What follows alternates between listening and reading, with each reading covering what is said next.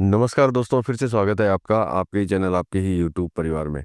आज बड़ी इलायची पे चर्चा करेंगे, थोड़ी-सी दिल्ली के ऊपर चर्चा करेंगे। दिल्ली में जो है बड़ी इलायची किन भावों पे चल रही है और सबसे बड़ी बात तेज़ी में चल रही है कि नहीं चल रही है। 2 दिन की ही चर्चा करेंगे, 2 दिन की मतलब प्राइस के ऊपर, मतलब 2 दिन की प्राइस की को जानने की कोशिश करेंगे कि किस तरह से क्या बड़ी इलायची दिल्ली के अंदर आगे बढ़ रही है या फिर नहीं बढ़ रही है। और रियल में जो है इस तरह की जो गिरावट जो आती है मंथ के अंदर, कई बार आती है, कई बार नहीं आती है, लेकिन ज़्यादातर आती है, तो उसके ऊपर भी चर्चा कर लेंगे दोस्तों। लेकिन चैनल पर नए हैं तो वीडियो को लाइक और चैनल को सब्सक्राइब ज़रूर कर लीजिएगा। लगता हो वीडियो शेयर के लायक है तो शेयर करना बिल्कुल भी मत भूलिएगा। तो देखिए, सबसे बड़ी बात है कि जो मैं आपको बोला ही था कुछ समय पहले, जब मैंने वीडियो बनाया था 2-4 दिन पहले, कि आप जो है प्रॉफ़िट बुकिंग करना जो है मत भूलिएगा। लेकिन इसके ऊपर भी जो है बहुत लोग जो है नाराज़ हो गए थे कि आप लोग भी जो है प्रॉफ़िट बुकिंग करने के लिए बोल रहे हैं, आगे तो बहुत ज़बरदस्त तेज़ी है। आपने लोगों के हाथ से माल खाली करवा दिया, ये कर दिया, वो कर दिया। इसीलिए मैंने प्रॉफ़िट बुकिंग करने के लिए भी म बोलने से बंद कर दिया कि भैया आप आपको जो करना हो कीजिए, लेकिन अपन जो है एक विश्लेषण, मतलब कि यूँ समझ लीजिए एक जानकारी जो है अपन लेते रहेंगे कि भाई दिल्ली मार्केट में क्या चल रहा है, चाहे ग्वालियर में चल रहा हो या रायपुर में चल रहा हो, उसके ऊपर जो है हम लोग चर्चा करते रहेंगे। क्योंकि दिल्ली के अंदर 2 दिन से जो है थोड़ी बहुत जो है कंटिन्यू करेक्शन जो है उसके अंदर देखे जा रहे हैं। गिरावट नहीं बोलेंगे, क्योंकि गिरावट अलग चीज़ होती है और करेक्शन जो है बिल्कुल ही अलग चीज़ होती है। मतलब दोनों ही अलग पहलू हैं। जो है गिरावट का मतलब हुआ कि बहुत ज़्यादा एक्सेस टूट करके नीचे की साइड चला जाना। करेक्शन का मतलब हुआ 10-20 रुपया टूट जाना। तो देखिए, सबसे पहले बात करते हैं भाव की कि भैया जो है कल परसों क्या भाव थे। तो कल परसों की अगर बात करते हैं तो झुंडी वाली की जो है 1770 और मीडियम 1810। बेस्ट की बात करते हैं तो 2250 से 2300 के बीच में चल रही थी। अब बात करते हैं कि अभी क्या सिचुएशन चल रही है, तो उससे क्या आपको पता चलेगा, आपको मतलब जानकारी मिलेगी कि भैया किस तरफ डाउनफॉल, किस तरह से धीरे-धीरे जो है करेक्शन इसके अंदर आना चालू हुआ है। तो झुंडी वाले की बात करते हैं तो 1750 और मीडियम की बात करते हैं तो 1780 और बेस्ट की बात करते हैं तो 2250 से 2300 पे। मतलब कि कुछ-कुछ गिरावट जो है कंटिन्यू जो है दिल्ली के अंदर आ रही है, चाहे दिल्ली हो या ग्वालियर हो, सभी जगह गिरावट जो है देखने को मिल रही है। अब सबसे बड़ी चीज़ ये होती है कि बिल्कुल एक्यूरेट समय के ऊपर ही है जो इसके अंदर गिरावट क्यों आती है। बिल्कुल एक टाइम फिक्स है, निर्धारित है एक समय, उस निर्धारित समय के ऊपर जो है धीरे-धीरे जो है नीचे की साइड आनी चालू हो जाती है। चाहे वो ग्वालियर में गिरावट आए, चाहे रायपुर में आए या फिर आए दिल्ली में, कहीं पे भी गिरावट आए, लेकिन निर्धारित समय के बाद में जो है इसमें हल्की-हल्की हर महीने हल्की-हल्की जो है कंटिन्यू गिरावट इसके अंदर देखने को मिलती है।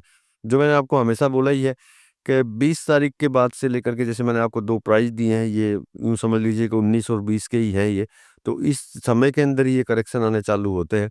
और देखिए, करेक्शन आने का कारण आपको पता ही है कि जो भी वायदे के अंदर काम करते हैं, मतलब सट्टे में जो काम करते हैं, उनके कटान का ये समय होता है। इस समय के ऊपर जो है कहीं न कहीं किसी न किसी कारण से जो है कंटिन्यू इसके अंदर करेक्शन देखा जाता है। इसीलिए मैं आप लोगों को जो है समय से पहले जो है हमेशा प्रॉफ़िट बुकिंग करने के लिए बोलता हूँ। और इस बार तो मैंने कागज़ वालों को भी अच्छा खासा समझाया था कि भई आपका टाइम जो है ओवर हो रहा है। टाइम से पहले जो है आप अपना निर्णय ले लें कि आपको कागज़ के माल का क्या करना चाहिए और क्या नहीं करना चाहिए। जो मेरी बातों को समझ गए होंगे वो तो शायद कोई प उनको तो मेरे हिसाब से किसी तरह की कोई दिक्कत जो है नहीं हुई होगी। और जो नहीं समझ पाए होंगे उन्होंने ये सोचा होगा कि नहीं यार, आगे और बढ़ेगी, फिर और बढ़ेगी। तो ये और बढ़ी का जो लोभ होता है, ये हमेशा जो है कहीं न कहीं जो है कागज़ वालों को ज़बरदस्त नुकसान देता है। डाउट नहीं है कि कागज़ वालों के अलावा जो फिज़िकल है उनको भी जो है ये नुकसान देता है कि नहीं, और बढ़ जाएगी और बढ़ जाएगी। क्योंकि देखिए, मैं आपको हमेशा एक चीज़ समझाते हुए आया हूँ, कमोडिटी है, चाहे वो सट्टे में हो या ना हो उससे फ़र्क नहीं पड़ता है। एक तरफ़ा जो है कभी भी नहीं चलती है। इसीलिए मैं आप लोगों को बोलता हूँ, समय पे प्रॉफ़िट लेना सबसे ज़्यादा ज़रूरी होता है। ये बड़ी इलायची की बात नहीं है, कोई भी कमोडिटी हो। उस कमोडिटी में अगर आप प्रॉफ़िट लेके आगे की तरफ चलते रहेंगे तो मतलब बहुत बेहतर आपके साथ रहेगा। और हमेशा दिमाग जो है आपका काम करता रहेगा और सोचने समझने की शक्ति जो है हमेशा तेज़ रहेगी, क्योंकि प्रॉफ़िट बुकिंग करने के बाद में आदमी का दिमाग अलग काम करता है। और वही जहाँ उसको प्रॉफ़िट बुकिंग करना चाहिए था, उस समय पे या उसके उसकी आशा के एवरेज, जैसे मान लीजिए उसको किसी रेट में बेचना था, उस रेट तक ना पहुँच कर के वापस अगर नीचे की साइड चली जाए, तो उसका दिमाग अलग तरीके से काम करना चालू कर देता है। इसलिए अपने दिमाग की बत्ती को हमेशा जला के रखिए और एक्यूरेट समय के ऊपर जो है हमेशा 5, 10, 20, 25 जो भी आपको उचित लगता हो, उतना प्रॉफ़िट बुकिंग करके चलते रहें। क्योंकि कमोडिटी कभी भी, कोई भी कमोडिटी कभी भी, इवन सोना और चाँदी, ये भी जब एक तरफ़ा तेज़ी इनके अंदर नहीं हो सकती है, तो ये तो एग्री कमोडिटी है, तो इसमें एक तरफ़ा तेज़ी नहीं मिलती है कभी भी। इसीलिए हमेशा समय-समय के ऊपर जो है आपको प्रॉफ़िट बुकिंग करनी चाहिए। विचार आपका रहता है, क्योंकि मैंने बोला कि मेरे प्रॉफ़िट बोलने से भी लोगों को जो है बहुत तकलीफ़ हो जाती है। पहले तेज़ी बोलने से भी लोगों को ज़बरदस्त तकलीफ़ थी कि मैं खाली तेज़ी, तेज़ी चिल्लाता रहता हूँ, चाहे वो व्यापारीगण हो या फिर जो मेरे को पसंद करने वाले हों या फिर नापसंद करने वाले हों। सभी को जो है मेरी तेज़ी-तेज़ी भी बहुत बुरी लगती थी, और अब मैं किसी को अगर मतलब समझ लीजिए कि बचाने की कोशिश करता हूँ कि भैया आप प्रॉफ़िट बुकिंग कर लीजिए, तो वो भी उनको जो है बुरा लगता है। तो इसीलिए मैंने प्रॉफ़िट बुकिंग करने के लिए तो बोलना बंद कर ही दिया, वो आप अपने विचार से कीजिए। मैंने आपको एक चीज़ बताई है, इस चीज़ को अगर आप समझ जाएँगे, तो आपको खुद को पता चल जाएगा कि हाँ भई, किस समय पे प्रॉफ़िट बुकिंग करना चाहिए और किस समय पे नहीं। क्योंकि तेज़ी-मंदी का जो काम करते हैं, उनके लिए सबसे बड़ी चीज़ एक ही होती है कि समय पे प्रॉफ़िट बुकिंग करना, समय पे घुसना और समय पे निकलना। अगर वो इस तरीके से अगर चलते रहते हैं, करते रहते हैं, तो कोई तकलीफ़ नहीं होती है और किसी को कुछ बोलने की भी ज़रूरत नहीं पड़ती। शांति से वो बिल्कुल साइलेंट वे के अंदर जो है कमाई करते हुए आगे की तरफ कंटिन्यू बढ़ते रहते हैं। बाकी विचार आपका है, मैंने आपको जैसे भाव दे दि बताया आपको सिर्फ़ 19-20 तारीख का ही, जैसे 19-20 क्या मतलब 20-21 का हो गया, मतलब 20-21 का मैंने आपको भाव दिखाया, और इसी समय के लिए जो है मैंने आपको बोला था कि इसी समय से जो है करेक्शन स्टार्ट होता है हमेशा, हर हर महीने।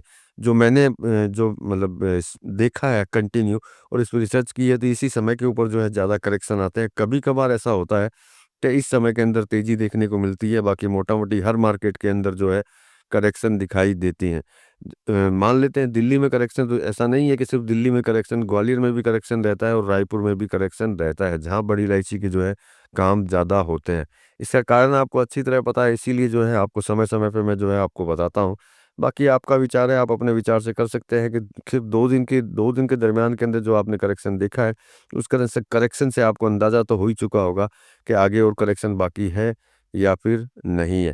क्योंकि मेरा काम सिर्फ़ इतना होता है कि मैं सही समय के ऊपर सही चीज़ जो है आप तक आपको पहुँचा के दूँ, आपको बताऊँ, इन्फॉर्मेशन भेजूँ, जिससे कि आप जो है अपना निर्णय जो है आप सही समय पे ले सकें, क्योंकि समय निकलने के बाद में कमोडिटी के अंदर प्रॉफ़िट बुकिंग करना बड़ा मुश्किल हो जाता है, बेचना भी बड़ा मुश्किल हो जाता है।